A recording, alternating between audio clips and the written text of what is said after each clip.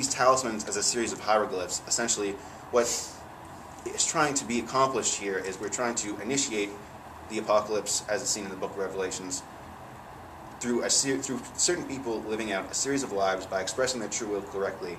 And the thing that's keeping us from doing that is when that image of a person's life becomes deformed by false desires or false oppressions. False desires are worse than oppressions, actually, because especially in our culture, we're very much told what to desire, and we can deform our entire lives by pursuing things that we don't really want. Crowley has some great stuff to say about this in his letter to Henry Ford. He says this is the number one social problem, as people are told they need to want the car and the house and the nice things that they might not actually really care about if they really look down inside themselves, but they will feel like a failure if they don't have them.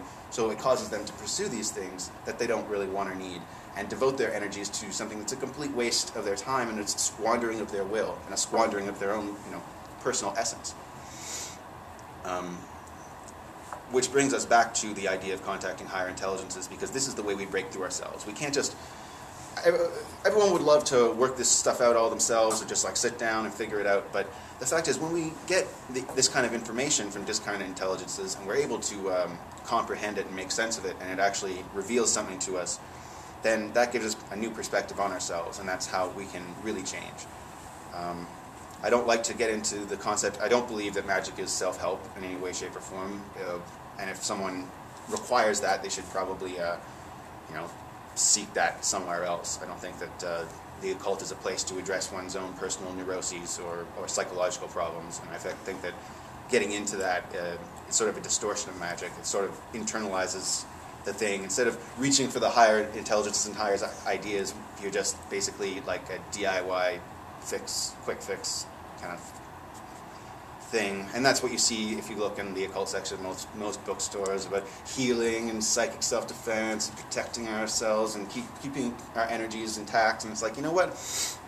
Normal people don't need the occult to live comfortable, happy lives. If you need, we shouldn't be turning to... This is what I always say about magic in crisis. I don't think a crisis is a good time to do magic. I don't think that magic is good to address a crisis. If one can address a crisis in another way, one should address it in another way. Or do both, whatever. I mean, if you're looking for a new job, it wouldn't help to, do a ritual, I'm sure, but it would also help more probably to brush up on your resume and your interview skills, common sense stuff. Because most people don't need to call on spirits from the netherworld to find a job, That's kind of a sign that someone is not successful in life. Where am I? So, if magic is so important, what's the big deal? The fundamental point of that has to be our records. And it looks like Crowley writes a lot about himself, and he does write a lot about himself. He kept meticulous records, but at the same time, his records about his experiences are what helped make books like this, these revealed writings, intelligible to people, and help us understand why it was Crowley who received these things. And I believe personally that it was his faculty as a poet more than anything else which kind of pointed him out to these higher intelligences, because he's able to communicate with words in a very profound way, in a very specific way. It's an amazing vocabulary and an amazing way of putting things. And people get turned off by this sometimes because they don't like to open a dictionary, and I don't know what the problem is with that. But certainly, if you could say Crowley had a seminal talent before this, it would be his way with the English language. He had a very powerful relationship with the English language. So he's able to communicate about these ideas on a level that most people just simply would not be able to articulate. Much in the same way that, for example, John Dee was into geometry and mathematics, and he was therefore able to interpret the Enochian angels in a way that other people just would not possibly be able to understand or grasp or engage with. And express their ideas in ways that most people couldn't understand and engage with.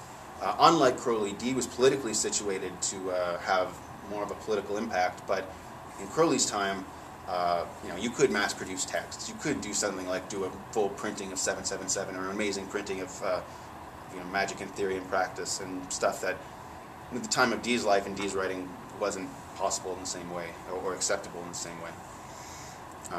So this brings us back to our own records, and if we are seriously engaging magic, then we have to keep meticulous records of everything that goes on to interpret these experiences, and because sometimes as Crowley points out, one of the things that validated the Book of the Law to him was that there are things in it that he didn't get or didn't see for years and years later, sometimes like over a decade in some cases. So, and I've personally had that experience. I think that a lot of people who are into ceremonial magic have had that experience where there can be something in your notebook that's really profound, but you just don't get it at the time. You have to be able to look back and go through it and see what you missed. And then all of a sudden, things can become very clear, and then you wonder what the hell you're thinking. Okay. So, if sex and aristocracy, if creating this social class is sort of one of the goals of Thelema, which is crucial to one's true will, then, as Crowley points out many times, the education of children is one of the most important aspects of this system. This is why he was trying very hard to find what he considered to be an appropriate way to educate children. You can have people convert to something like Thelema, and they're going to have all kinds of problems. It's not the same for someone who is actually raised within Thelema and taught in a Thelemic sort of way, in a Thelemic sense. And we see this with people who convert to other religions, but Thelema is fairly young, so and the people who do get involved with it tend to only be involved for a short period of time, and then kind of drift along to something else. So we don't have the sort of control of that.